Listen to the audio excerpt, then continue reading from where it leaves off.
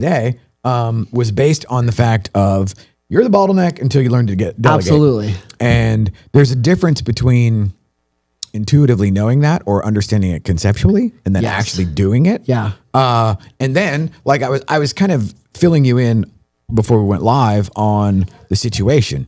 And as you know, it's always been building the plane in midair. Yes. So there was a lot of patchwork stuff. Yeah. Which it'll keep the plane in the air. Correct. But you're not gaining altitude and you're not going to get into the jet stream. Yeah. Yeah. You're in the fun phase, which isn't really fun, but they call it the fun phase.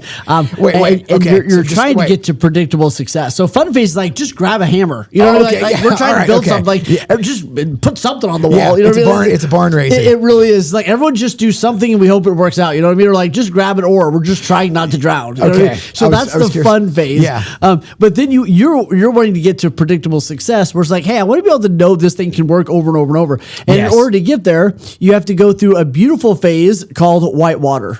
And whitewater is about as fun as it sounds. It's basically hell. And whitewater is like, I don't know if we're like I don't know if we're going up or we're going down. Like we're taking on water. I think this, but we're also like, it's crazy. So like you've been through whitewater, go like, hey, everyone just kind of do something. And then you kind of start figuring out, oh, I really need this. I don't need this. We really need 10 of these, not 2 of these. Like you start figuring out, we should track something, like all that kind of stuff. Well, and one of the things that I had just done almost by default over the years was the networking and it was never specifically networking like with a goal in mind. Kind of like the Sherpa. You're kind of like bringing people together, not really sure why. You're like, okay, this kind of works. Like matchmaking forever. And then you wake up one day and you're like, whoa, all of these things connect and overlap. Yes. And I am woefully ill-equipped to actually deal with this. Right.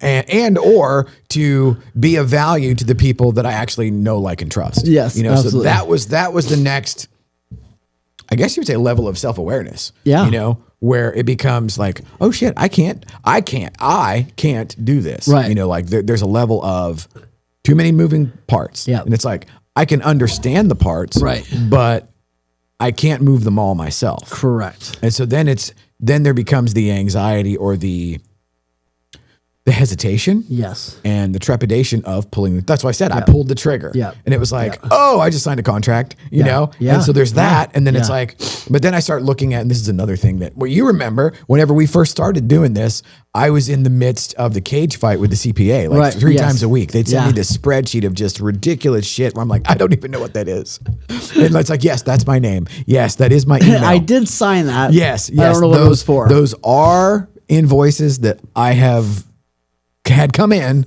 but I couldn't tell you. Like, it made sense at the time. That was usually it's like, did you bill these people? I don't know. Did these people pay? I don't know. Like, it's like, I just, things went out, things went in. Or they would call it the suspense list. And like, for them, it meant suspended transactions that weren't resolved. For me, it was like, it's like, you're keeping me in suspense. I love this movie. Yeah, exactly. I don't know what happens either. Right. Yeah. Right. It's like, is the killer behind door number 1? Yes. Yes. And so while I was going through all of that, it becomes readily apparent. That it's like, okay, there's a bunch of stuff here that I should be doing. Yes. And that I can see the value in. But like, in your experience, is it just grab a hammer where it's like, well, you know, because like that was my lived experience. In the beginning, that's kind of how it is. It's like, hey, we need this done. And then you're just kind of freaking out. Yeah. Yeah. Well, and then you see a spreadsheet later and it's like, Evoto. I don't know what that is. Yeah. You know, like, let me look that up. I'm paying them $19 a month, so it's probably something. And I've been paying them for 8 years. I don't know what that is. Yeah. Right. I bought the CEO a car. Yeah. You know? Yes. But like going through that and then realizing, you know, so like the other thing I've been completely just up my own ass about has been the agentic AI. Yeah. Where and for the 8 days that it worked proper, or the way that it worked with the workaround with Claude, it was the greatest thing I have ever experienced in my life. What happened on day 9?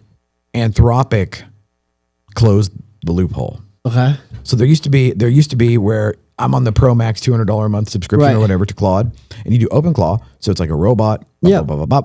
And it was unlimited access, which means it just burns tokens and it's just like crushing their server side because it's cloud based. So it's like sending. Yeah. And I'm